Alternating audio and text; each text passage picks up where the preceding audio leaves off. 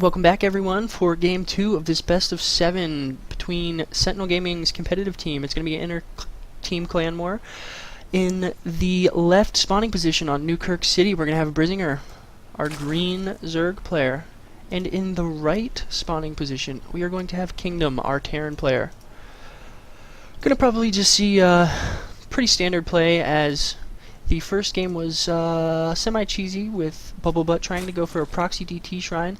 It was kind of found out by Brizinger and shut down pretty handily.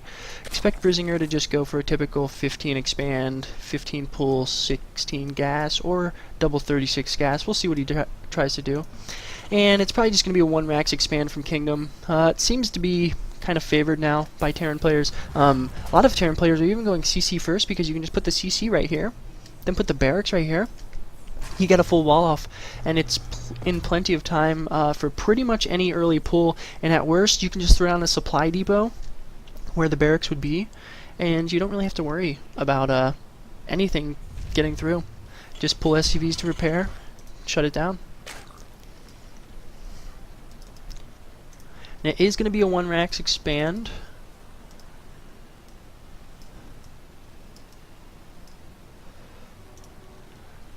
Nothing too crazy going on at the moment. No sort of early pulls. And it's going to be a hatchery first on 15 from Brizinger. Do like this Overlord. Just checking, making sure there's no SCVs here for any sort of shenanigans as far as like bunker rushes. You always have to be aware of that as a Zerg player, because if you lose this hatchery early on and the Terran goes up to either 3 barracks, you have half the production that you typically would, or the Terran can just expand and then be ahead of you economically. Both situations are pretty terrible as a Zerg player to be in, unless you are kind of set up for a counterattack all in. But typically when you lose this base, you just can't do any sort of push up this ramp. You don't have enough money and gas for banelings to either baneling bust any sort of wall off that's here, and even up in here they can just place a bunker, and you can pretty much cover this entire area with 2 bunkers, no problem at all. Do see a Marine spawning pool coming down, standard time 16. Actually no, 15, sorry about that. Nothing too exciting, as the early game tends to be. Do like that he's pulling this Overlord just to make sure that there's no bunkers going down. Would prefer that now that he has this one floating from the main, to go up across that path, to just bring this Overlord over here and maybe set it on one of these high ground spots. That way you'll have vision. Probably not right here, because I believe if a Marine's here, you can actually get vision and snipe it with a couple Marines right here. It does look like he's going to see if he's going to take this as his third, although as a Zerg on this map, I feel like this is a little bit far away to take your third. I would probably prefer to take this, as you can kind of bounce in between, especially if you use mutas. You know, it's pretty close, and you can kind of just position your army here and be safe, versus positioning your army here and then having to run way back and forth, because if there's something like a double drop, then you're really, really, really spread out, whereas a double drop here, well, your units are right here. Bunker going down in the natural, 4 Marines. Again, standard play, reactor coming out. He's going to probably swap this factory over, just get double Hellions. Expect him to also throw down a tech lab once this barracks transfers, and probably add a starport to it. 2 gas so he can get out Banshees in time. It does look like he's banking quite a lot of gas though, so we might see Cloak with this. I've watched a few games of Kingdom, and he does usually prefer Cloak, but you can also do the Mobius reactor fake, where you're basically researching medvac energy, and if the Overlord happens to scout it, they might actually think that it's Cloak and put down Evo chambers too early, spore crawlers too early, and that way you kind of force them to spend a lot of money that they didn't necessarily need to. Spine crawler coming down. I don't know if he realizes that there's actually a little gap right there where Hellions can sneak in, so he's going to need to put a queen here, but this will be a nice semi-wall off for Hellions to kind of deter him, and with 3 queens here, should be okay. I'd like to maybe see him get a 5th queen, just to be safe, but he's getting up a healthy drone count, figures he'll spend his minerals elsewhere. Not a terrible amount of gas, but he's spending it wisely. probably get +1 carapace as well once he has enough. Metabolic boost. Zerg melee attacks on the way. We got 2 Hellions coming out, getting ready to join these 2 that are already out on the field. And it does look like he's going to go cloak. This is very, very crucial that Brizinger spots this. As he's going for his 3rd, he's going to either need to get his lair up or get an Evo chamber.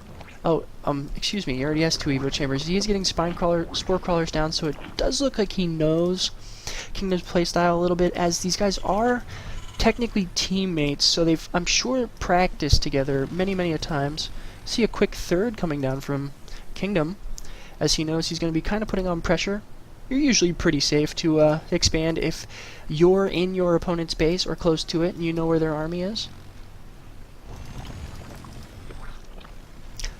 Like the creep spread right here. It's always nice to have creep spread coming from this 3rd, especially up here. That way there's no sort of surprise attacks and all of a sudden you have Hellions roasting your drones. Great creep spread up here, but he does have Overlords kind of spotting for any sort of drops. And this Overlord skirting across the top. A lot of Hellions coming out, and this is making me think, well, now that I see the double engineering bay, I know he's going bio, but with 8 Hellions invested, this is typically a sign of some aggressive mech play. We do see this Banshee coming in, although there is going to be a Spore Crawler. He can still snipe a couple drones. Not great control. I'd like to see him push in right now with these Hellions, as he could probably just kite these Zerglings and take them all out. We do see a Roach Warren going down. Another Quinn coming out just because he now has recognized the threat of these Banshees and knows, hey, I need to get some anti-air out. Zerglings cannot chew up. Oh, and almost gets a surround with the Zerglings. All these Zerglings get roasted so quickly by these Hellions, and now he can just come in, start drone roasting. And barbecue. Oh, no. He's going to go up into the natural and just say, screw it. There's a Spine Crawler here, but it's kind of in a funky position. I would prefer it back here so it can poke the entire way. And he's losing so many drones. Oh, this is just terrible as a Zerg player. Infestation Pit on the way. These Hellions are all low health, but none of them have died just yet. And he's pulling all of his drones to try and attack, and more. We have 29 workers killed so far, and this is pretty much game with a 3rd expansion already on the way. Take a look at the units tab. It's 52 workers, sorry, to 28. And that is a huge difference. He needs to put on some counter pressure really hard right now. He does not have a Baneling Nest, so he can't bust, but there is nothing to bust. If he pushes right now, though, there's only 4 Marines, and he can actually do a significant amount of damage. Force this to lift. He could even kill off a good amount of SCVs up here, and maybe even force the natural to lift as well. There's a Banshee. Great DPS. They're going to be able to kill tons of these Zerglings. And he does get the Mule, which for itself right there pays for like almost half of these Zerglings.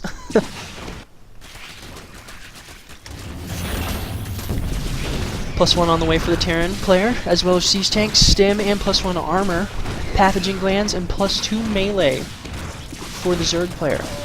He does have double medvacs out now, so once the Stim finishes up, oh, great surround. Oh, and nice micro. He picks up the Siege Tank, saving it. But now this bunker gets surrounded, and it's not going to fall. Oh, that's so huge.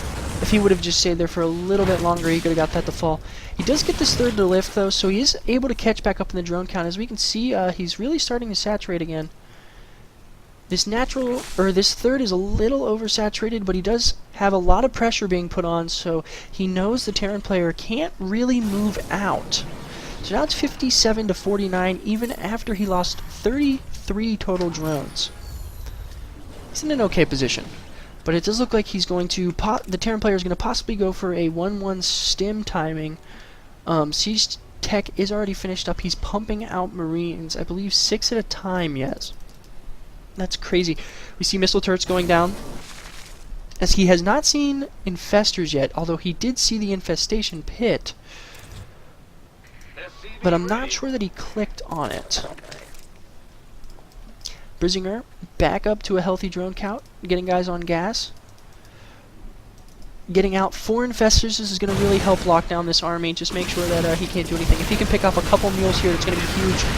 Even just forcing that mining time. That's 60 minerals that he just lost. for what, 2-3 Zerglings? Pretty good trade. Would like to see him switch up to Hive. He definitely has the gas for it, and that way he can keep kind of getting his upgrades going. A little bit more creep spread would be nice, as he does have a crazy amount of tumors. Has his 4th up. Going to be just macroing, trying to match the greediness of the Zerg player. Our Terran throws down yet another command center.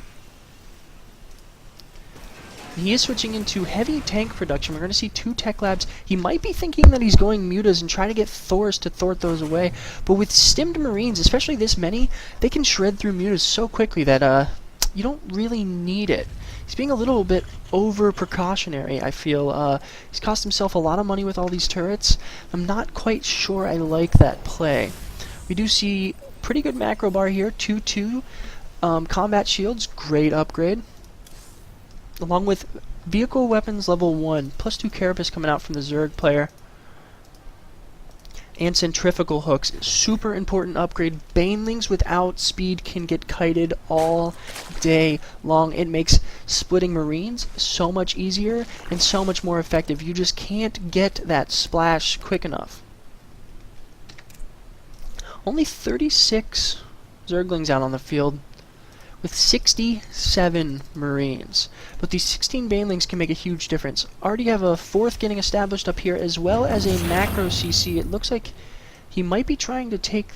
Oh, he's going to go for the center base. That's kind of exposed, but we do see a drop. These Overlords should spot it, yes. So he should definitely know about this. It doesn't look like he's reacting, though.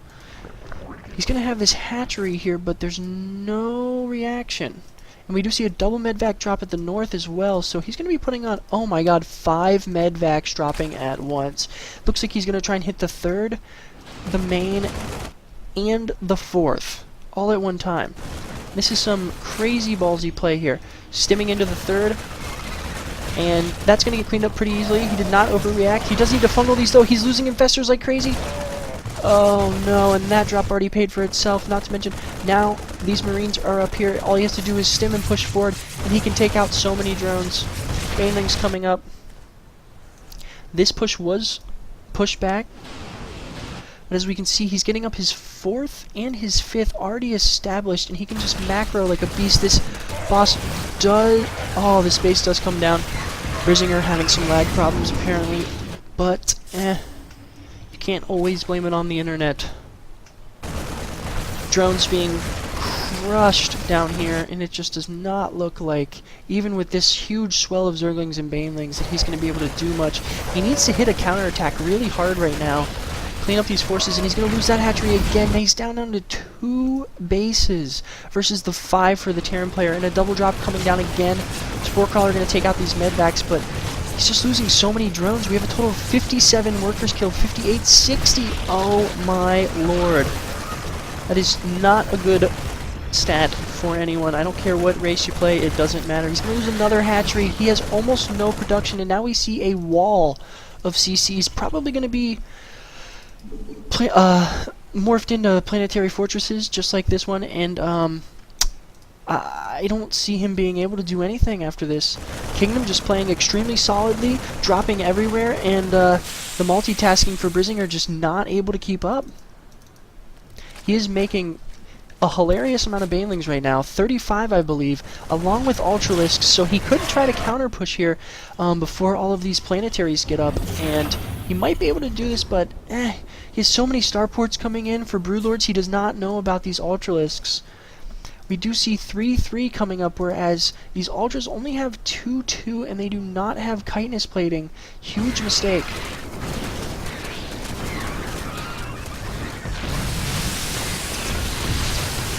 He does need to control these Banelings quite a bit better. Oh no, and these siege tanks are just going to get so much splash damage done to these. Oh my gosh, and the Banelings just fall in numbers. And that might be GG right there. He did not trade cost efficiently enough. He has Ultralisks hanging out back here, killing CCs that are not even being built, and that was really all that he had to go for him. As he says, that's unfortunate. GG. Thank you for watching, and game